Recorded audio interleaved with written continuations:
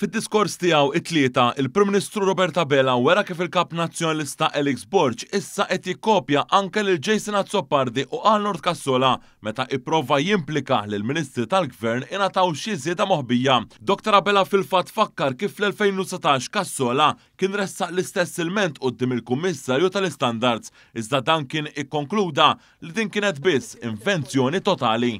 Manka hawnhekk inqabad jikkopja. Kien mhux l-ewwel darba, Sur President, li l-partit tiegħu ħarġu jgħidu illi tajna żieda moħbija. Jekk imur lura ftit aktar minn 5 snin ilu, tara li Jason Azzopardi kien qal l-istess ħaġa eżatt, mbagħad qabeż Cassola fuqha marant il-Kummissarju tal-Istandards irrapporta li tajna żieda moħbija qal u George Hisler dakinhar ħareġ rapport li qed impoġġih fuq il-mejda tal-Kamra u qal fih kollox ivvintat, identiku kien għal dak li qal il-kap tal-Oppożizzjoni. L-investigazzjoni ta' Hisler dakinhar prattikament kienet waħda mill-aktar qosra għax wara li l-ilment sar fl-aħħar ta' Wissu tal-2019 ir-rapport ħareġ fil-bidu ta' Ottubru.